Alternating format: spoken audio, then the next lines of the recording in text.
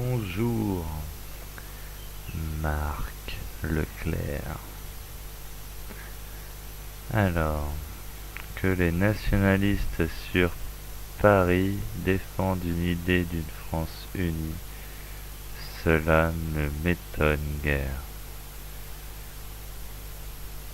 Par contre, le terme de nationaliste qui englobe dans la bouche des anti-identitaires les Bretons comme Borusselet ou Joël Labruyère et les Brigandes, alors dans ce cas, il vaut mieux préciser quel identitaire.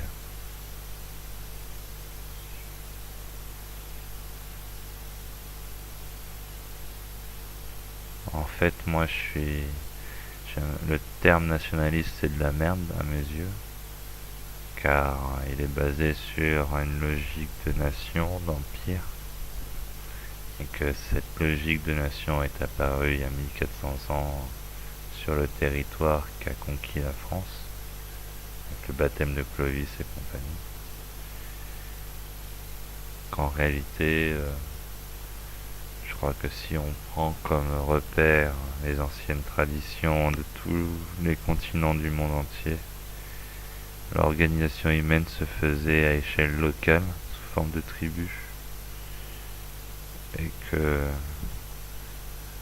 c'est pas naturel d'avoir le même langage à Paris que celui à Marseille. Si on parle tous français, c'est parce qu'il y a eu des campagnes de guerre, d'élargissement d'une culture au détriment d'une autre, ce qui a uniformisé tout un continent, voire plusieurs continents, quand on extrapole cette notion avec toutes les langues écrites qui se sont répandues sur la planète. Genre, je vais prendre de l'avance un peu sur ce que vous me demandez après. En fait, dans tous les voyages qu'il m'a été donné de faire, je me suis rendu compte qu'à chaque endroit, il y avait deux types de langues. Les langues écrites, donc répandues dans l'histoire par les empires latins, saxons et compagnie, et les langues du sol, les langues parlées, les langues oraux, les langues transmises à l'oral, qui généralement reflètent un savoir bien plus ancien, quoi.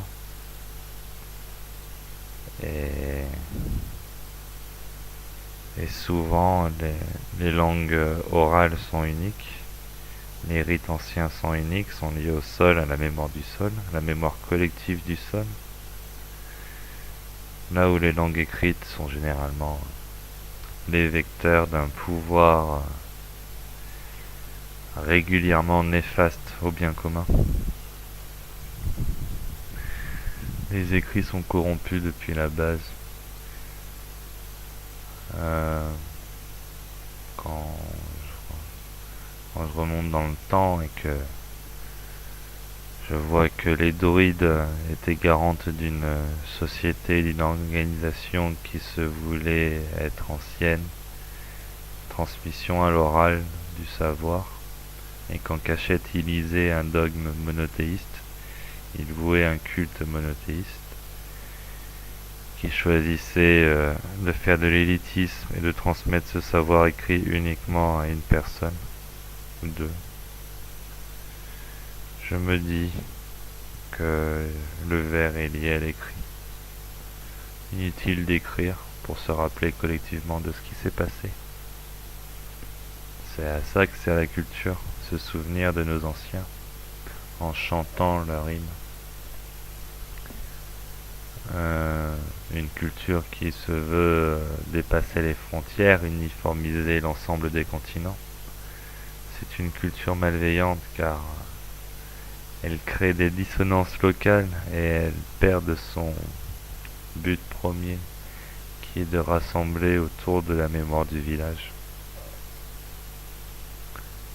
Donc,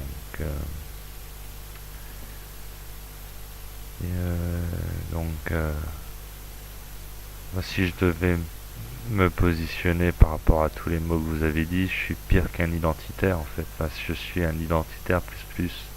Je suis pour que l'ensemble des tribus du monde entier, que ce soit les Bretons, les Corses, les Basques, la Provence, les Tahitiens, les Malgaches, les Réunionnais, Créoles, les Mahorais, peu importe quelle civilisation originaire de chaque lieu, je suis pour que la plus vieille mémoire accessible, transmise de génération en génération, soit respectée sur chaque endroit de la planète, qu'on arrête de se soumettre aux dogmes écrits, aux règles écrites par la main corrompue de l'homme, et qu'on autorise uniquement le jugement, les droits régaliens, au bon sens oral que chaque être humain dispose dans son cœur. On laisse s'exprimer les rites anciens et acceptés par la morale de toutes les personnes qui partagent cette mémoire non écrite. Ça peut être fait plus vite que ce que l'on ne pense. À vrai dire, c'est souvent les langages écrits qui sont répandus par la colonisation qui oppriment les peuples anciens qui s'expriment encore avec leur langage antique. Parfait exemple à ça, c'est le peuple tahitien, marquisien. C'est plusieurs peuples qui aujourd'hui parlent français et leur langue natale, quoi. Donc, ils sont au même stade de manipulation que nous l'étions il y a 1000 ans. Ça fait 300 ans qu'on leur a mis Jésus dans les pattes et progressivement ils oublient leur langue ancienne. Donc nous, on a vu ce que ça a fait 1400 ans plus tard, quoi. On a tout oublié de ce qu'on était avant. Ils n'arrivent plus à se définir que comme chrétiens, catholiques, français, quoi. Il n'y a que quelques-uns d'entre nous les Bretons, les Corses, les Basques, qui ont une histoire plurimillénaire dans laquelle ils arrivent à se souvenir. Pour ça, fuck les écrits, quoi. Les écrits, c'est la source du mal. Par contre, vous voudriez supprimer tous les papiers, tous les écrits? Ouais, je veux supprimer tous les papiers, tous les écrits. La dernière fois que cela est arrivé à Paris, c'était sous la Commune. La troupe de casseurs sur son chemin a détruit et cassé tout magasin et toute maison sur son passage. Il n'en a épargné qu'une seule, la demeure des Rothschild. Oups, fallait pas le dire. Pour finir, ils ont détruit les archives civiles de Paris.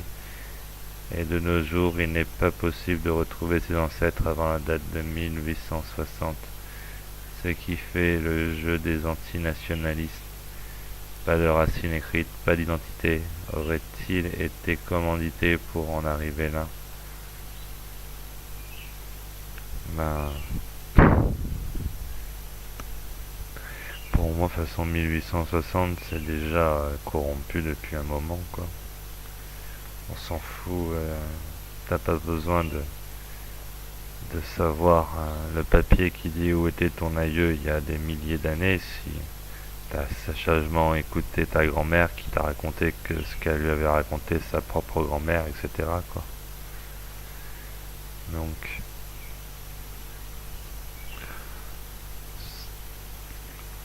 on s'en fout de remonter loin dans la mémoire. Ce qui compte, c'est de respecter les messages oraux qui nous ont été transmis, de leur faire confiance. Généralement, ce qu'on nous dit à l'oral, c'est pour faire de bonnes éducations, donc c'est bien généralement. C'est la façon de penser de la tribu, ce qu'on nous dit à l'oral. Donc, ouais, le faux écrit, ouais, bah de toute façon, ils ont commencé à nous ficher à l'écrit avec la Révolution française, il me semble. On n'était pas fichés à l'époque du roi. Qu'ils aillent tous se faire enculer avec leurs écrits. Ça sert uniquement à nous maintenir en contrôle, à créer des cages mentales, à nous retrouver quand on nous cherche. C'est l'outil de Satan. On n'a pas besoin d'écrire pour s'organiser en tribus, en villages, pour respecter les rites et coutumes, pour se respecter les uns les autres. Il suffit qu'on laisse s'exprimer notre, notre volonté commune de retrouver nos sociétés anciennes. Et les connards, ils sont très vite réglés de manière interne à chaque organisation qui se sera autonomisée autour de ces principes. Donc, en fait, les écrits, ça a plutôt tendance à protéger les enculés qui ont les commandes, quoi, plutôt que le faible qui est soumis généralement à l'ordre écrit, quoi. Car il a pas assez lu à l'école. Ils aillent tous se faire enculer, brûler tous les écrits sans exception. Des gros bisous, Marc Leclerc, et bonne journée.